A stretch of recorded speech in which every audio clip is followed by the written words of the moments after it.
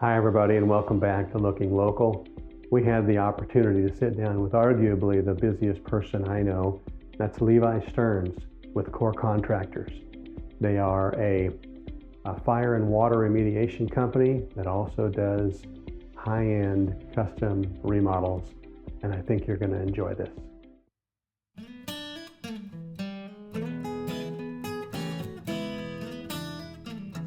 Well, Levi, thanks so much for joining us here on the podcast. It's, schedules are tight. Thanks for having me. Yeah, We're busy. You're busy. for sure. But, we think this time is precious, and we wanted to have you come on, share a little bit about kind of your background. What's the genesis of Levi Stearns and Sure, you got time for all that? Well, that's the beauty of editing, right? Right. Absolutely. So, Good. but do talk a little bit about your background. Where did you grow up? Did you grow up here? What kind of led to what it is that you're doing right now? There's lots of things that influence us in life, but talk about a your lot story. of things. So I was born in Edmonds at a little-known hospital called Stevens Hospital, Sure. which is now Swedish. Yeah. So it's right behind where the Edmonds Dix Drive-In is. Sure. So born and raised here in Washington. Yeah. I grew up playing musical schools. My parents divorced when I was 2 years old. Sure. My mom moved us around a lot. I spent 9 years of my school career in Marysville. So Okay. started there in kindergarten and then moved to, went, I think, through grade 3, then to Serene Lake. Sure. And then we moved to Linwood. I met some of my best friends there. We moved back. I think I went to about 12 or 13 schools in all. Sure. I was always the new kid again, or welcome back. Right. It was In the dictionary where it interesting. says Snohomi, it's got your name. Right. Right. So it was just one of those growing up that, of course, I'm growing up in the mid 80s, early 90s, Sure. or golden years as far as I'm concerned. You just call your friends, and if they're not home, you got to ride your bike and find out where they are, that kind of stuff. I miss that a little bit. I think we got social media and internet and all that, which is Yeah. wonderful. Does its own thing, Of but course, right. the romanticism of life kind of has dissipated because of it a little bit, in my opinion. That, what you said right there resonates with me because we were Yeah. the same way. Come home from school, jump on your bike, and go find your buddies. It was always an adventure, and Yeah. everybody Googles everything first or Yelps it first, and it's Sure. like, why don't you just go find out if you like it first, Yeah, you bet. And so I just miss adventure, but I try to do it every day I can, with ourselves and my family. But anyways, it taught me how to really just kind of find out who I was, Sure. I don't think anybody gets away from having to have the journey of self-discovery. So for me personally, it was going through all kinds of different things with moving and being the new kid and being timid at first, but then learning how to come out of my shell and growing out of Sure. that and saying, hey, if I really want to have friends and excel in life, I should probably just start being who I am, Right. and so that's me in a nutshell, just kind of growing up. Then, at the end of high school, I just wanted to work. I just wanted to make money. My Sure. uncles were plasterers, and they were making tons of money, going to Hawaii and doing all this stuff. And college wasn't for me. I didn't want Sure. school anymore, Sure. I left school without graduation, just short of graduating. Yeah. And so I got into plastering with my uncles and making really good money and learning construction for the very first time. And really learning what it's like to be on the low end of the totem pole. I remember going to Utah and working for Earl G. Varney Lath and Plaster when I was 17 years old. Wow. I moved down there to be with my uncle Tracy, who was working with him, and just see something new. And I'm sure this could resonate with some people that, for the first time in my life, I was leaving the state. Literally at 17 years old, it's the Sure. first time I ever left. Wow. I remember getting to the mountains of to pass over through from Oregon into Idaho or whatever, and I had like a panic attack. Sure. It just was so big, at the time. Yeah. But I pushed through, it's things I teach my kids. When your gut is butterflies and you feel fear about it, that's when you go forward. Like you make that happen because that's growth. So yeah, I went down and did that, and I remember making my first bucket of concrete, and it was just really soupy, and I pulleyed it up 4 levels of scaffolding. That's what you do. You mix them in 5-gallon buckets, you pulley them up to the journeymen that are up on the scaffold, and Earl himself is still 70-something doing the job and screamed at me, "What is this soup? You know, what's wrong with you? You bleep and bleep," and kicked it down at me, and it was just concrete flying at me and everything. And it's when things like that, you look at it and you go, do I quit right now and tell this guy to where to stick it? Sure. Or do I Sure. just go back and make a better bucket of mud, you know? Yeah. And I did the latter. I went back and made a better bucket of mud. You know, that's something about the trades. Yeah. That hands-on, you're in the fire, Yeah. working with journeymen who like it a certain way. So yeah, I've been doing it forever. There's something, I mean, the learning curve is Yeah. really quick, It is. right? And I did. I went back and made a better bucket of mud. Sure. And, you know, I think that should resonate with people, is just always be self-reflecting of what you could do better, and not worried about how someone's reacting to what you've done, you know, Yeah. because, you know, there's lots of circumstances leading to that. And oftentimes it's right or wrong. Yeah. The only thing you can change is you. The only attitude you can have is yours. You know, like, it's just better to go about persevering rather than whining about it. You and I were talking a little bit earlier before we started visiting here on camera, and we were talking a little bit about sports. Yeah. And one of the things that I love about baseball, there's Mhm. you know, people who love baseball and people who detract from it. That's a slow game. It's not fun to watch, but I love the game of baseball. And the reason I love it is because it's so wrought and full of failure, Mm-hmm. right? Okay. You hit 300, which Mhm. means you're out 7 out of 10 times. Oh, yeah. You're on base in some way other than a walk or an Mhm. error 3 out of 10 times, and you're a Mhm. Hall of Famer, right? Absolutely. So it's just full of failure, and Mhm. I think, you know, those are good environments to learn in, much like the trades. 100%. So It's funny that you mentioned that, because at our Marysville Chamber Business Before Hours, it was all baseball themed for Oh, is this that last right? one. Yeah, and I got to sit with Sam, the owner of Sam's Cats and Dogs, which is a wonderful guy, yeah, and a bunch of folks I hadn't met yet, and Sure. when we talked about baseball. And I said, I love that game because it's literally a mental game. It's as mental as golf. You know, you might be surrounded by your teammates, but it's all in your head on how you're going to push forward when you strike out 6 times in a row. And you just have to keep going, and you have to decide, you know, at that moment, am I going to persevere? You know, what am I doing? You bet. And it's got so much really cool minutia to it that people who don't like it just aren't paying attention. it's very nuanced. Yeah, very nuanced, but fun when you know it. So I disagree with the baseball haters, but, you know, to each his own. Oh, absolutely. And I think it's probably true in other sports. Mhm. That's just one that I happen to know. Football is my absolute love. I'm Know a very huge well. NFL football fan. Sure. Baseball, strong second, Yeah. but get them both. So, yeah, back to where we're at a little bit. So then from there, I learned, you know, a lot of lessons. I moved home. Sure. I had about 1.5 years of it and said, nah, I'm going to go back home. And came back here, and my uncle that lived here started his own business with a man who had the money to start the business, and he had the know-how. So my uncle, if anybody out there knows the plastering community, is Robert Ken. He was considered one of the greatest technicians Wow. in the area. Like, if there's a Hall of Fame for plasterers, he'd be in it.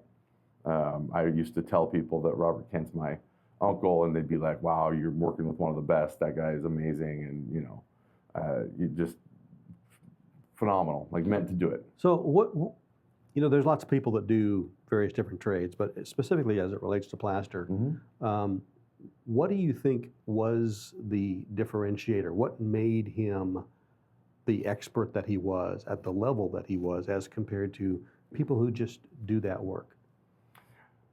What was the This is going to be an differentiator? unpopular opinion, but Yeah. I think it's more than an opinion. I'm pretty good at reading and knowing people. I mean, to this day, I know who he is very well. I think it was ego. I think he literally had a really sharp ego for being the best at whatever he chose to do. And sometimes that's just enough to drive people. You know what I mean? And so he just wanted to be better than everybody else. Therefore, he was better than everybody else. Sure. And sometimes that can be detrimental or not the right way to approach things. But he just found a quick way to get really good and challenged himself with stuff that he could, you know, do that others couldn't. Like he could do really technical archways and things like that that are really tough to do with stucco and Sure. make them perfect. Sure. And he was a little bit of a perfectionist. So, if you take those two things, that's a very good plasterer Yeah. because it's a really detailed business. Once you're done with it, it's permanent. Yeah. Unless you bust it off of there. So I'm sure people drive around now and look at grocery stores that have it, and if the sun hits it the wrong way, it looks like it's you can tell. It looks like it's dunes. Sure. Like we call them dippity doos everywhere. Right. And that's just poorly done. Gotcha. He would never accept that. Like working with him and working with his company, the sun could shine out in any way you wanted, and it was straight. Yeah. So it seems to me like there's some room for creatives, the creative types, not just in the areas that they normally go, but in the trades. Mm-hmm. Right? Absolutely. You think so? I think that he's very creative. Absolutely. And I think that anyone can be involved with whatever they would like to do, and I don't think anyone should shy away from something because they think it's not for them. I think that giving things a try and finding out if it's for you is just fine. Yeah. And you'd probably surprise yourself, especially if you just stick with it and don't take how things are happening personally and more internalize what you can do to make things happen better. So you've seen excellence. Yeah. Obviously. I have. In plastering. Yeah. How has that influenced you and kind of your career, your life, you personally? Well, I just wanted to be as good. And so then I ended up going to the plastering apprentice program. So I've got a AA with Renton Technical College for construction services for doing the plastering program there. Wow! And I had to have that because I did not complete high school. You have to be have a high school diploma or that. And so, but to get into that program, I had to get a GED. So I hadn't gone back to school for 6 years or done any schooling up to that point. And I took the GED program, and they asked me if I wanted to study, and I said no. And I just sat down and took it, and was 97th percentile. So I just got my GED, went over to do the plastering program, did that for 4 years. I was literally working and driving there. So I'd work and then go there at night. Or was it 2? Sometimes things blur. That one might have been 2 years because I know I've got other schooling in there. But anyways, it was a long time. Sure. And so I had to work all day long as a hod tender and apprentice plasterer and then go to schooling. And I'd get home at like 11 o'clock and I was already asleep. Would you do it again? Absolutely. Look at that. There's nothing I wouldn't do again. Yeah. I'm built like a brick. I had an 18-year-old kid come the other day just barreling through the grocery store, not looking at all, looking down at his phone. Yeah. And he ran into me, and it was like running into a brick wall. It didn't move me at all. It was funny, like my friend Mike Hawkins says, "You're farm strong," and I'm like, I am. I love that. Even if I let myself go sometimes, and I put a little pudge on the outside, underneath, it's just. Yeah, you don't have to explain farm strong. Iron. Everybody gets that. Yeah. Everybody gets that. So anyways, I would totally do it again. And everything, what I would love for people to understand, as far as I'm concerned, everything you've ever done is why you're who you are. And you can't regret any of it. Sure. Like if you regret all the things you did or some of them, then you're regretting who you are as a person right now. And that's not a very cool thing to do. Like you should be happy with yourself and learn from your mistakes and move on. And just go for it. Yeah, try to be better every single day. Yeah. That's fantastic. So you've talked a little bit about excellence and plastering and education. You're not doing that today. That's correct. Right? So were there other things that influenced your becoming an entrepreneur? And if so, absolutely. Talk a little bit about that. Yeah. I think that people will understand this who are business owners now or thinking about starting a business, that I always had it. I always had the entrepreneurial leadership bug. I was the kid that was rallying all my friends to build forts and telling them how we're building the fort and stuff and getting everybody together to do something cool and let's go. And so if everybody wanted to run around and have an adventure when we were kids, it was just, where's Levi at? Let's find him. Sure. So that was just normal stuff growing up. And leadership skills early. Right. Yeah. And you don't know that at the time, but you just, it is what it is, right? I always stood up for the little guy. If I just didn't even know somebody, I would get in the mix if I saw him getting picked on, and I'd get beat up and I didn't care, I wonder if that's from having moved around a little bit and felt that yourself. I think so. I think so. And it's really funny. If somebody came up and just wanted to just have it out with me for some reason, I'm really hard to get to that place personally. But if there's anyone around me Part of it probably comes from my mother having some rough times with some men in our lives when I was younger too. Sure. So I've got that defensive bug in me to where I see people I care about, which is most people. I care about just about everybody. You know, when they're in trouble, I just go after it. I don't think twice, you know. So,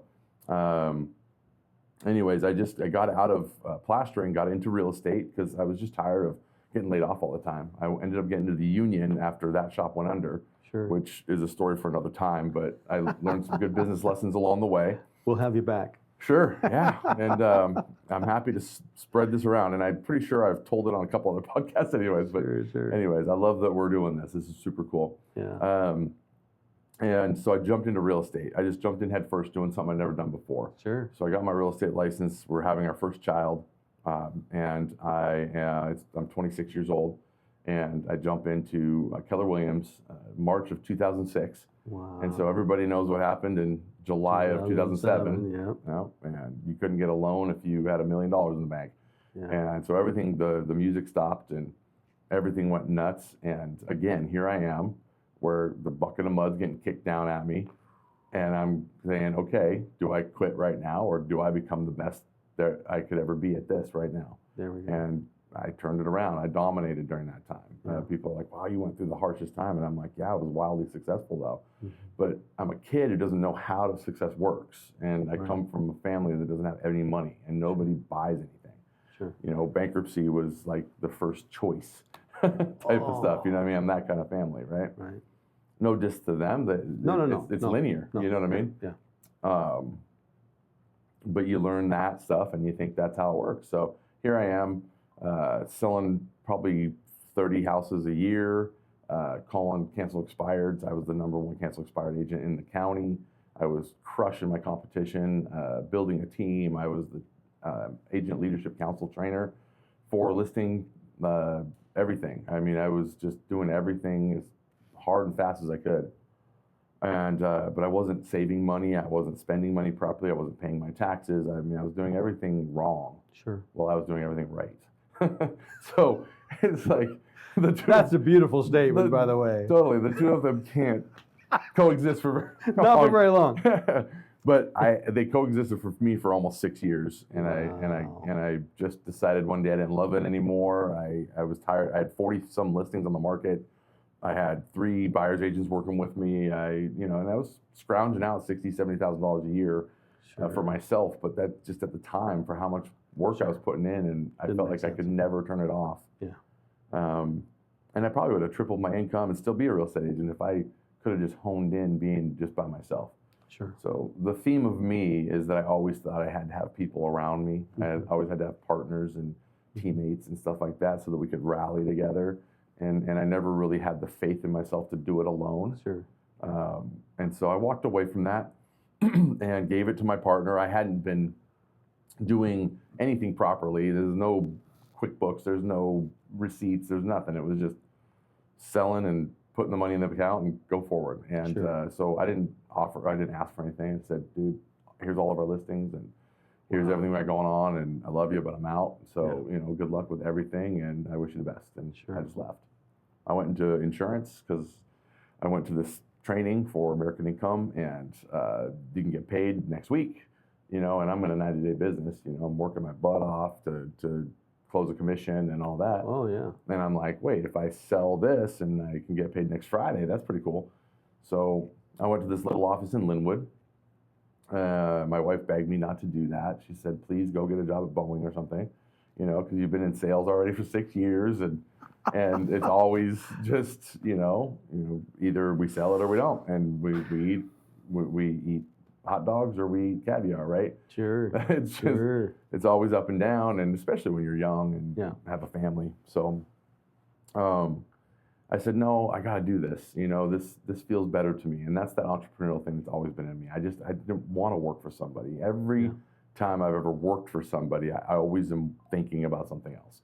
I'm always somewhere else. I'm always thinking about what I could do, how it could look, you know what I mean? And so I'm just unhappy. That's me being unhappy. My brain's searching for something that makes me happy, rather than stacking tires at Les Schwab or whatever it is, Sure.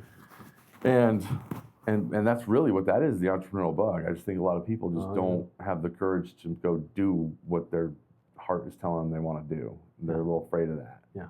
And so they just say, shut up, you know what I mean? Or they just stick with the unhappiness. And I've just gone after it so much that I'm like, I don't even care. Like, what's the worst that could happen? I start over, right? Like, it's Been there before. Yeah, right. Literally, it's just Sure. what's the end here, right? Yeah. Like, that's the worst. And so I went to American Income, and again, wildly successful. And I actually took this little office that did 179 grand, just one manager. As a matter of fact, the guy who interviewed me quit the day before I showed back up. And so I walk into the office with one guy there. The head office is ready to shut it down because they're like, nobody wants to work here. Fast forward 3 years later, that office did $880,000 second year. Wow. We moved it to Mountain Terrace. It's still considered now, I think, the Seattle office. Hunter and myself hired and groomed some 29 agents that were killing it. My team in general, I ended up being the managing, I guess not broker, but master general agent over Linwood, Chico, California, and Vancouver, Washington. So I moved to Vancouver to save Vancouver. I was living with my sister. Wow. Yeah, I mean, we were successful. We were killing it. They were Executive Leadership Council. I went to Leadership 101 in McKinney, Texas. I was getting all kinds of recognition. And then the further I got into it, this really shows how who I am comes out to the forefront, is that, you know, insurance is harder than real estate in general, as far as getting, or, you know, making money and longevity. Average real estate agent sells 3 homes a year and makes a little bit of money. Average insurance agent might be there for 6 months, not sell a single policy, and, you know, suck their savings account out before they ever get anything. Highly competitive. And turnover huge. Commodity based, yeah. Yep. And so this company in particular was offering like guaranteed success. You can get this done. We'll train you. We'll help you. Well, I saw that once someone's hired, it's, you know, we'll ride around with you for a week or so. And then if you don't sell or don't do whatever, we're going to stop giving you our time. So I was, of course, not that way. I want to give everyone my time. Oh, yeah. I'll give you everything I got. There was agents I rode around with for 3 weeks at a time, writing business for them, so I could, you know, get them paid and have them have money for their family. Sure. And I was ridiculed for that. You know what I mean? Like, I was the guy who just would, you know, I shouldn't be devoting my time to that. And I'm like, well, that's not reasonable. Well, they're taking the approach that people are going to turn and burn anyways, so why should I waste my energy on it? And they're huge, you know, good for them. Because that's the way you get huge, I guess, right? But I wasn't going to get huge that way. I wanted to get huge from the human component of that. If I tell you that we're going to do something and that you can be successful, I'll show you how to do it. And, you know, come heck or high water, I will help you. So you saw success, but now you're starting to see something else in that industry that is unsettling. Yes. Sounds like. Absolutely. Yeah. And so at this point, I'm almost a decade into just 100% commission sales and dominating 2 industries that obviously I can do it, but I can't save everybody. I can't be a part of, you know, just trying to beat the horse, you know? Why not? Why couldn't you just earn for yourself and for your family and be okay with that? That's a really great question. It just wasn't, I still couldn't see that for myself. You know what I mean? I couldn't see that I could do things on my own. Yeah. You know, I had this built-in thing that all these success books and trainings I'd ever been to about you can't do it alone and you got to be a part of this and you got to this and that. It just kind of always made me believe I just needed people with me and around me. And I needed to, I mean, maybe part of it was fear on my other side that if I do it alone, there's nobody there to pick me back up, you know? And so I couldn't explain it except for that I just had I had a governor on me about it, you know? And that's interesting that you know, you could do it in real estate, you could do it in insurance, and probably other industries, right? Sure. You just applied work, right? You just outworked it, and you were still unsettled. So I think that's telling. I was unsettled. I think that's very entrepreneurial for sure. Yeah, and I think I've always just followed my gut and how I feel about it, and perceiving things that I don't jive with and that I don't connect with, and going, you know, I think I should just move on, you know, and life's too short for me to give 19 years to something I hate, you know. So I've given 6 years to a lot of things, you know. When I first got into Service Master and they saw my resume, they said, oh, you were here for 5 years, you were here for 6 years, like Sure. you were here for 3.5 years. You obviously have this time limit, you know. Yeah. What, are we only going to have you for this amount of time? we're seeing a trend here, Levi. And I said, you know, I don't know. Yeah. I can't tell you. You know, I said, I think honestly, that's just my wear out number. You know, that's how long it takes for me to finally be like, I've had enough. Maybe that's just where I just can't do it anymore. If I'm not feeling connected, you know what I mean? If I'm feeling connected, I can go forever. Sure.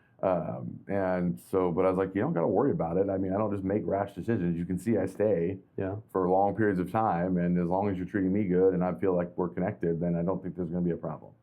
And I was there for almost 6 years.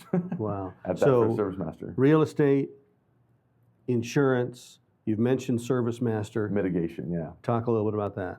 Yeah, so I got out of insurance. I walked away, said I can't do this anymore, even though I was just being more and more elevated to the executive type levels. But when I walked away, I was an RGA, a regional general agent. I'd just gotten the promotion because I qualified.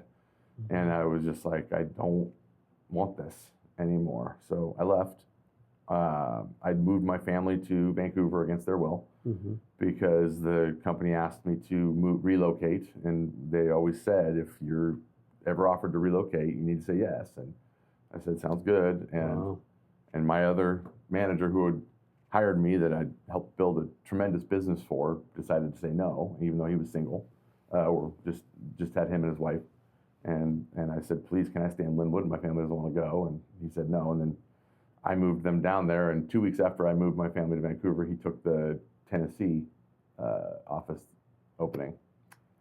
So there's a lot of that in my life too. People that are just not being who they said they were going to be, or being deceitful, or you know, I just see all this stuff and patterns, and I'm like, ugh, I don't ever want to be that or provide that for anyone in my life.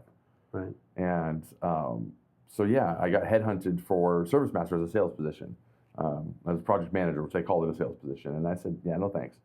I don't want to sell anymore. I want to just go get a job. And at this point now, I'm ready. Boeing's looking pretty good. At this point, I'm like, I'm just want to go home and veg out. You know, I just want to work and be done with it. And I'm like, babe, you get your wish. I'm gonna go get a job. Sure. And she's like, thank goodness, you know. And so I kept pushing off Service Master, but this gal Lisa was relentless, and she's like, your resume is amazing. You are just who we're looking for, and I'm telling you would be great. I'm like, I don't even know anything about what you're doing. I've never heard of you. Sure. What is this?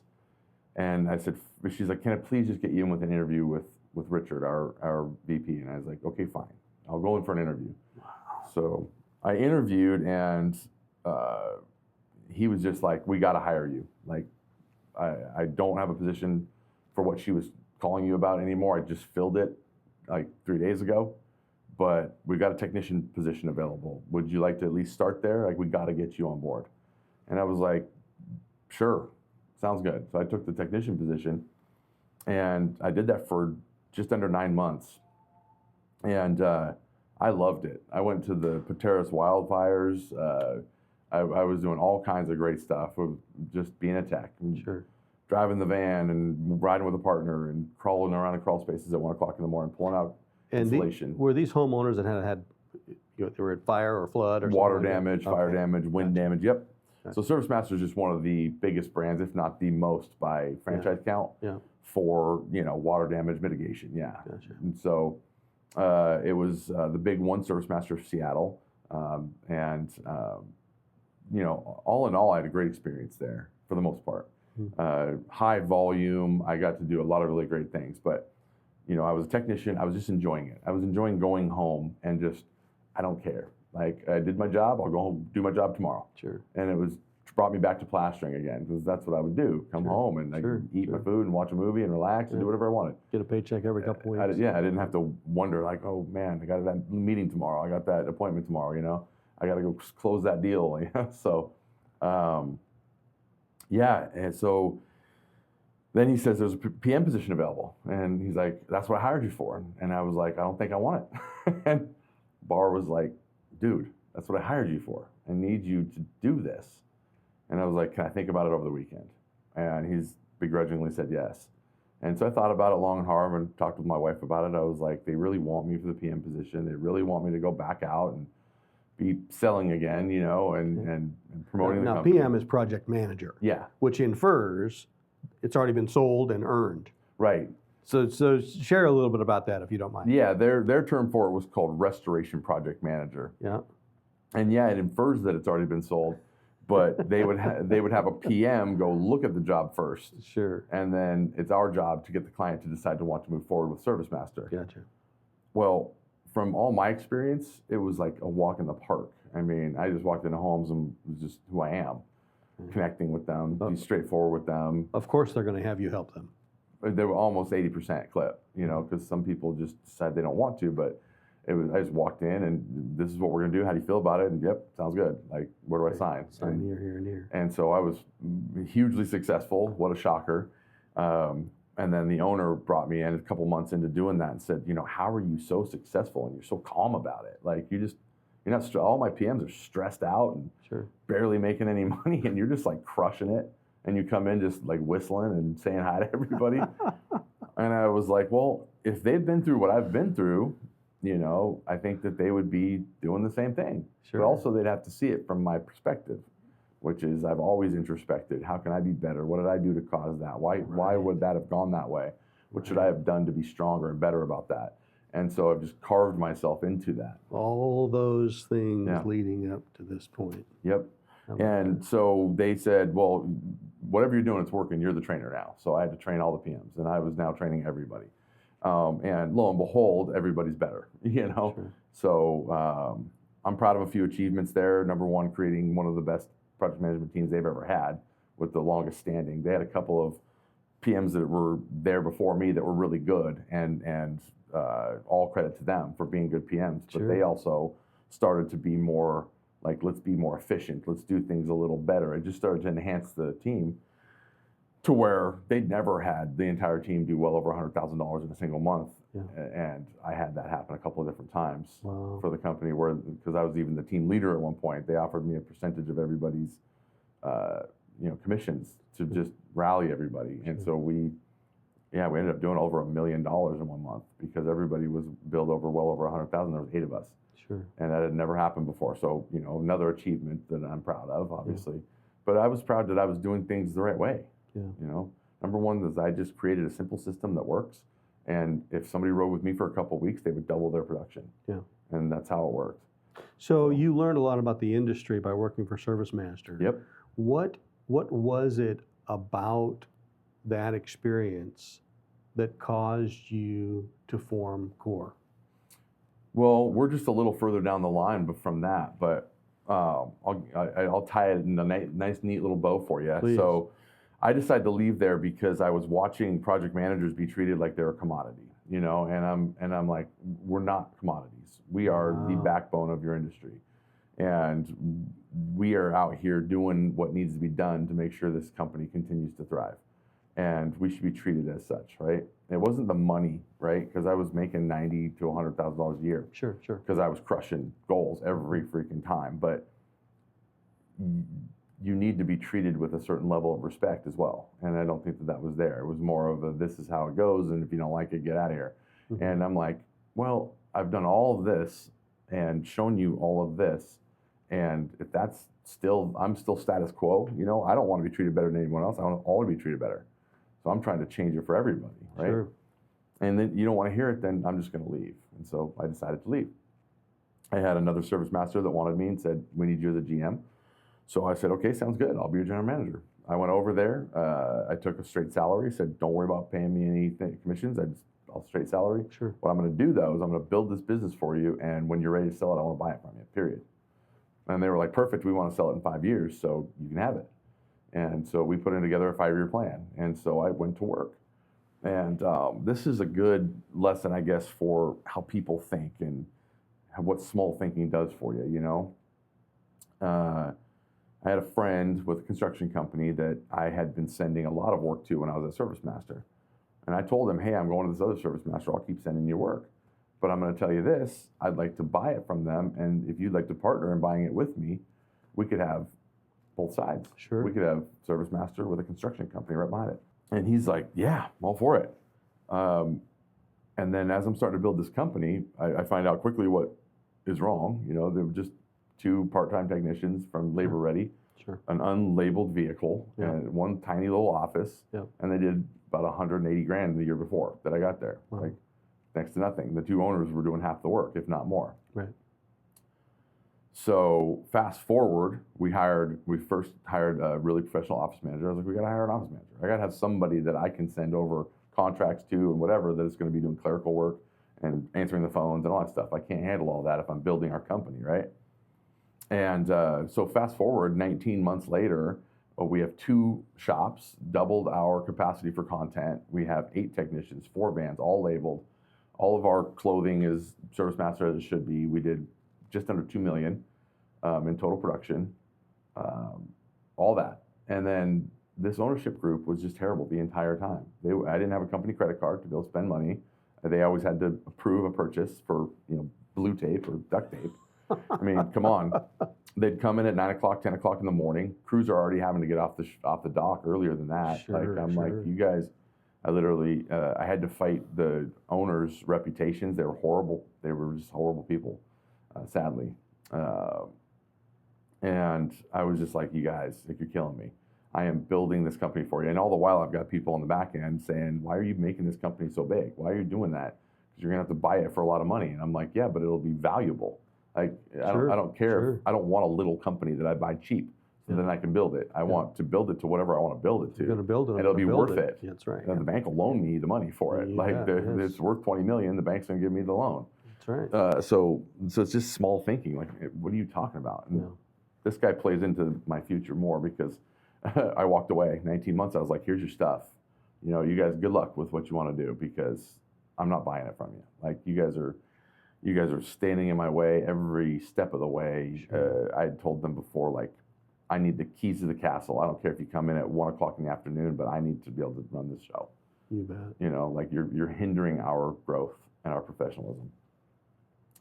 Never got those. And, you know, I had keys to the office and I had a company car and all this stuff, but it was always just micromanaged. You know, the owners had to be the ones to make the decision first. Yeah. And I'm like, I've shown you how successful we are right here. Like, what else do you need for proof that I'm taking care of this thing for you? So I walked away, called that friend, said, dude, you want me or not? We've talked about starting a company together.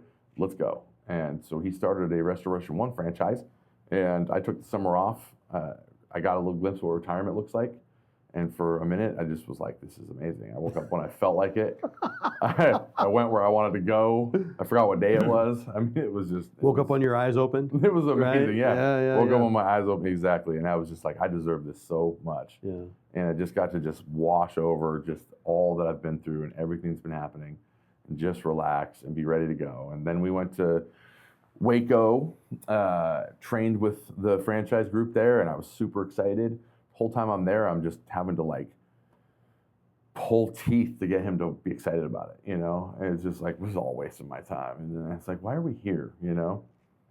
And I'm excited, and I'm like, we're going to be number one. We're going to be the best. We're going to come back, and we're going to kill it. And I'm just being who I am, super jazzed up. And the franchise group is just like, whoa, look who we just got. That's right, yeah. You know, with all of his experience and all this stuff that he's done, this guy's going to kill it. And so we go back to Washington and get going. I'm like, let's do this. And I'm really clear with people. Like, you've known me a short time, but I don't mince words. And if I tell you something, that's what I'm going to do. Yeah. And I told him, I said, dude, I'm coming to this deal with you, and you can't be like them, right? You cannot be just like the owners I just dealt with. You know who they are. Yeah. I can't have it. I'm not about that kind of lifestyle. It's a professional first lifestyle, period. I want professionalism. We need to be logoed. We need to tell people what we're going to do and do it right. And we need to follow through with our promises, regardless of what needs to happen. And exceed what their expectations were. Correct. And we need to do things the right way, or I'm not doing it. Oh, yeah. You'll find out I'm different than them. Don't worry, man. Don't worry.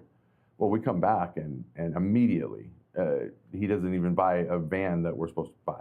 Supposed to get a Sprinter, and we're supposed to have it wrapped with the company logo. He gets magnets from, I think it was Vistaprint, to slap on the side of this cheap Chevy Express that he called the Raper van. Like, he called it that out of his own mouth. Wow. What is wrong with you? And I'm not saying his name or anything, but he knows who he is.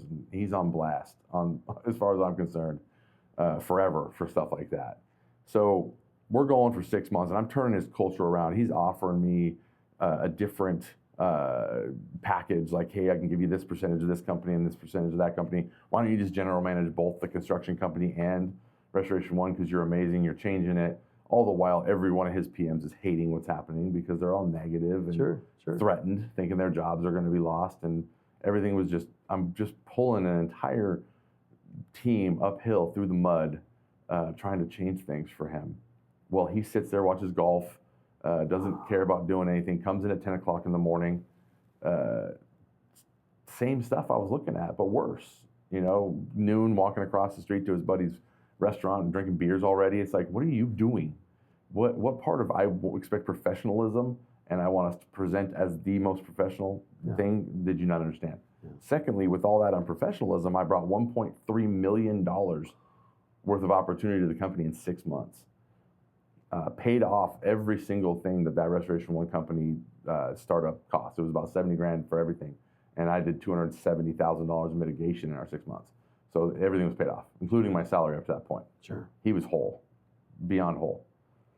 And then he took 800 grand of the money that we'd signed in construction and put it to his construction company to avoid paying royalties. Even though Restoration One expected us to use construction and pay royalties for that too. And that we're a combined company. So I'm just like, dude, no, 6 months, same thing. Here's your stuff. Right. I'm not giving you 19 months. You completely looked in my eyes and said, yes, I'm the man. And you didn't need 6 worry. months to figure that one out. No. Or 6 years to figure that one out. No, I didn't need anything to figure that one out. Yeah. And so good luck to you, sir. But one of his PMs wanted to go too, hated him, wanted to get out of there. So I said, let's go start a construction company then. Because what I was really finding at that point is I'm a fantastic mitigator. I am absolutely a legendary mitigator in this area. People know me. People know that I've done this and can do this. But I don't really want to tear it up and dry it out anymore. What I want to do is I'm seeing all these little claims. I'm seeing, you know, we'd be sitting in a meeting and I brought all this work from all these jobs we just did, and it's like a $10,000 repair. And he's just like, anything under 15 grand, don't even call him back. You know, because he just wanted big ones. Most GCs just want big ones. They're looking for the $250,000. They want to do 8 of them. They want to brag to their friends that their company did $5 million, and it was only 8 jobs. Well, they get to watch golf and play golf. Sure, that's pretty standard stuff. That's about 90% of GCs that are out there are that same way. And so, but I was like, that person deserves care. That person deserves a company that wants to do their job and doesn't care how big it is.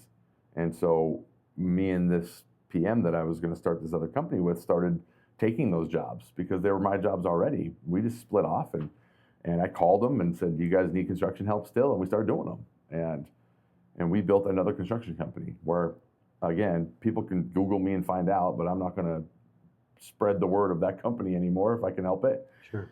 Because it was started with everything I believe in, you know, helping people, doing the right thing, saying what you're going to do, and then doing it, being professionally dressed and presenting professionally and turning information quickly and efficiently for people so that they can make good decisions, and just being clearly different.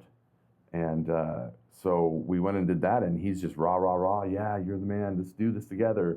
And we went into 50-50 partnership. And that's the worst kind of partnership, you come to find out. We went to the lawyer to draft up an operating agreement, and he's like 50-50, you know, basically calling us idiots without calling us idiots. And we were just like, but we like each other, it's fine, 50-50 is the right way to go.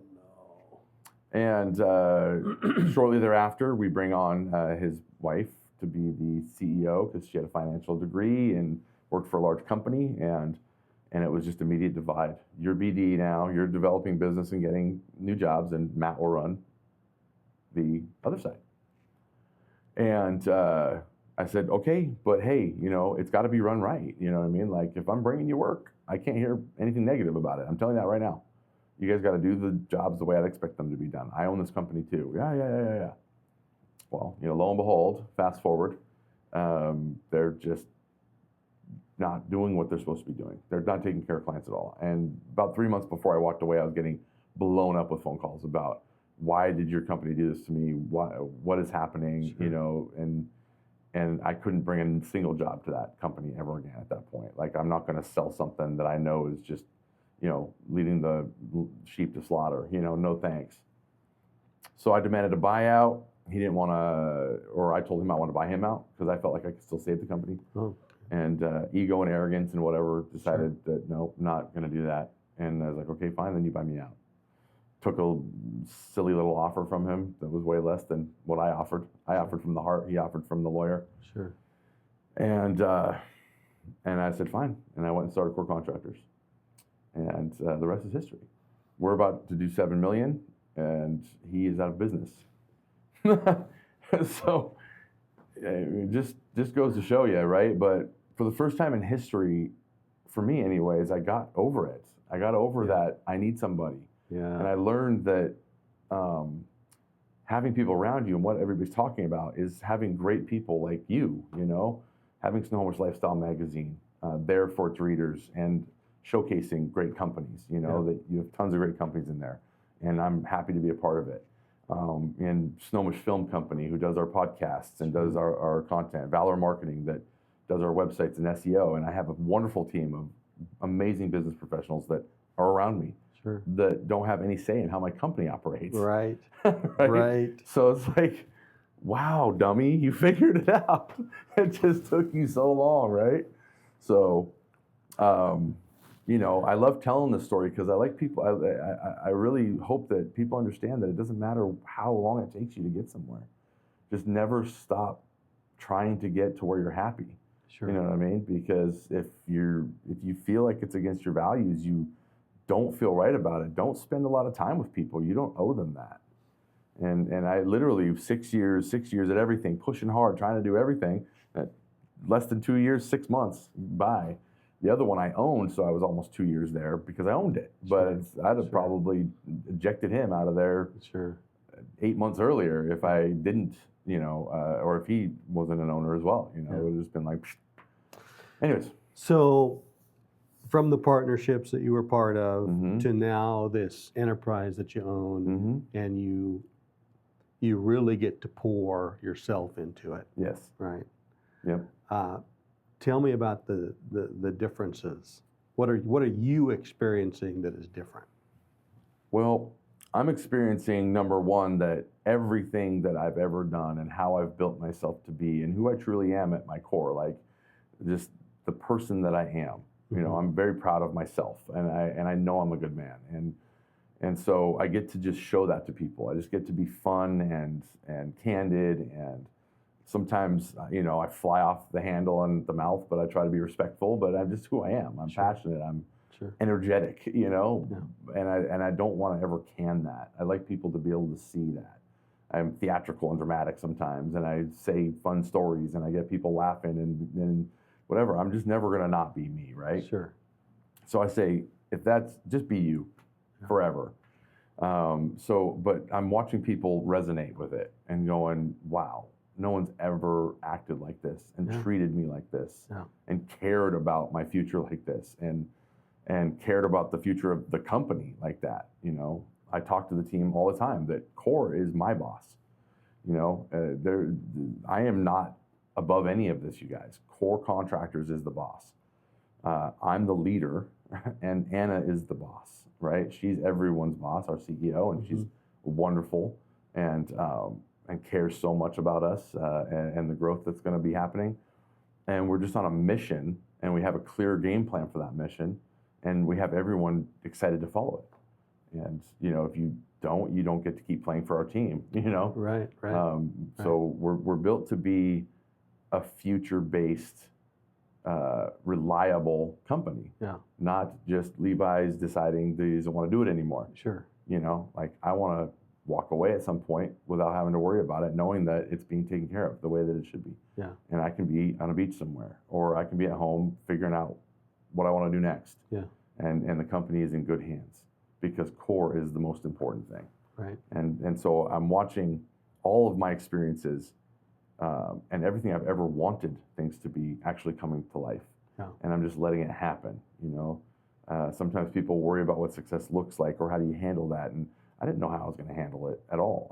When I do write my book at some point, it's going to have a section called the brown bag moments, because you have a lot of those, Yeah. you have a lot of those hyperventilating. Of course. I hired my first person and I'm like, now I owe it to you. Yes. And I hired my next person. And I owe you a life. Yes. And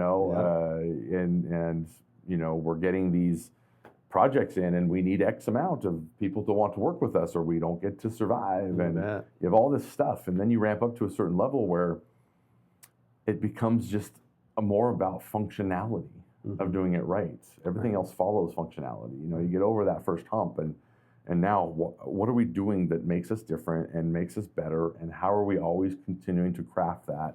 How are we continuing to show everyone that that's what we're about? Sure. So we give, to charities. We have our quarterly day of giving where we go out on a Friday all day, the whole team, wherever we're needed, and we spend the whole day doing something for people.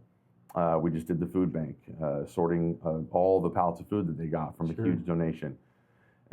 We have our team fun once a month on Friday. We go out and do something. Mariners game. We go to Dave and Buster's. We go somewhere and we just enjoy each other's company. Right. We just have a culture that's unmatched, and we have a shortened work week. Our team gets to go home on Fridays at noon, and I just expect excellence within a 32-hour work week, and enjoy the rest of your life after that. Right. And it's just creating just a buzz. Like when anybody gets one of my team members alone, they're just like, wow. That's so cool, or I'm jealous of your job, and that's great. That's a bit of a departure from the industry itself, isn't it? Oh, absolutely. Yeah. We've got a couple of industry cast-offs that have come to work for us that are like, I've never seen anything like this before. Yeah. And I'm like, perfect. if you look at, couldn't have paid you a higher compliment. Right? If you look at me like a dog that doesn't understand what's going on, then we're doing our jobs. It's like, absolutely. You got to break the mold, and you got to be brave enough to do it. I tell people that it's not simple what we're doing. It's simple what we're doing. It's not easy. Just not easy. It's not easy, guys. Yeah. And did I ever tell you it was going to be easy? No. Good. Yeah. Then it's not. Yeah. You fall in love with the chaos. Like, just enjoy the fact that we have to solve these problems. I don't want to hear about them. Problems are everywhere. I want to hear about the solutions. What are we doing to fix it? You bet. What are we doing to get better? Yeah. And I stand behind every project. If you ever have to get to me, then Core owes you one, period. And we honor that. We had a lady that didn't have her schedule set the way that it was intended to be set and didn't hear from the PM and was very unhappy with us. And the phone call from the owner comes and says, you know what, I sincerely apologize on behalf of our company. That's not the way this works. We will not be allowing that to happen as we move forward, and I owe you one. Is there something that I can do for you? Yeah. My kitchen door windows are broken and that doesn't close right. And she's like, are you serious? Would you really do what you name it? I just always wanted to replace that. Yeah. $1,900 door and an installation later, and we replaced it for her. And wow, that doesn't matter to me. Yeah. That's not what we're here for. What we're here for is to make you feel good, to make you trust contractors again. And we hope other contractors start to do what we do when they start to catch up and realize what we're doing. Because just because we'll take $1,000 drywall repair doesn't mean we won't take an $800,000 fire on the lake. We can do it all. Of course. And we do it all. Yeah. And we have plenty of big and little and medium-sized jobs, but every single one of them is as important as the other. Let's talk about that real quick. Yeah. So some people may find you by accident. Yeah. They had a fire, water damage, wind damage, whatever it is. Mm-hmm. How might other homeowners engage you that don't have those situations? Well, we have a lot of vendor partners that we know that are in the mitigation world that don't do construction, and they know they can trust to call us. So we get a lot of opportunities that way. We call them opportunities instead of referrals. We that's all we are asking for is an opportunity. Sure. We may or may not be the one for you, and that's okay. We're just happy to be educating you. We're happy to learn more for ourselves. So, you know, our website presence, we tripled our SEO this year. We got our advertising out there. They can find us in multiple different places. Sure. Anyone can reach out to us at any of our social media accounts, which is Core Contractors LLC. Forgive me, really with the question that I was looking Yeah. for was, again, people might find you and learn about you because they had a fire, because they had wind damage, or because they had a flood. But you're not purely reliant on that. Oh, no, no. You guys are able to do we a remodel. lot. Yes, yes. Thank you. Yeah, so talk about if that. that's where you were going, yes. That's Oh, I exactly apologize. where I'm going. Absolutely. Yeah. Okay. Okay. Yes, we remodel. We absolutely do that. We actually remodel almost every house we go into, as a matter of fact. Just because it's a restoration, you would be surprised. It's 99.8% of people that are like, well, it's torn up already. And me and my husband were already talking about doing X. Since you're here, can you? Sure. So sure. we remodel all the time. Yeah. And we have a bunch of people that come to us that are looking for ADUs, DADUs, complete interior transformations, and we do it all. We absolutely can remodel, and we do. That's why our tag is, we are the center of remodeling and restoration. Wow. You know, because Core Contractors always wants to be the center of something. Yeah. Our original tag was at the center of your repairs because I thought it was great. And our advertising rep said, that's not going to reach everybody. Some people aren't going to believe they need repairs. And repairs are more of a handyman thing. And I said, you're absolutely right. That sounded great, but the center of remodeling and restoration makes a lot of sense because the center really means we're there with you. You bet. You know what I mean? Like, we're in this with you. We're holding your hand. If we make a mistake, we are telling you, we apologize for that, and we're going to fix it. We do not mess around. You know, if somebody's like, your guys dropped my couch and broke it, we don't say, so send me proof, send me pictures, and then we'll determine, send me a receipt. Sure. We'll literally say, I'm so sorry that ever happened. We're going to go by and take a look so that we at least get our own documentation, and then we're going to go and take care of it for you and pay you for it. Sure. And we'll just replace it. Like, we care more about your experience with us than making money. Yeah. And we're doing just fine on the cash. The money side. will come. It all comes because people can see that we're not just talking. Yeah. You know, there's a lot of talking, and I've been through too much talking, and not enough doing. And so Well, we're just out doing.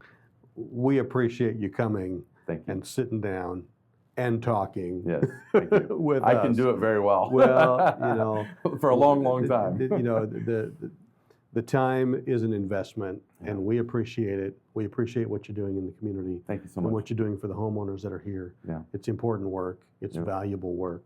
Absolutely. And it really makes living here awesome. So Thank you so much, thanks Shannon. for joining us. Really appreciate you having Pleasure's me. ours. Pleasure's Great, ours. thanks. Love it. Nice.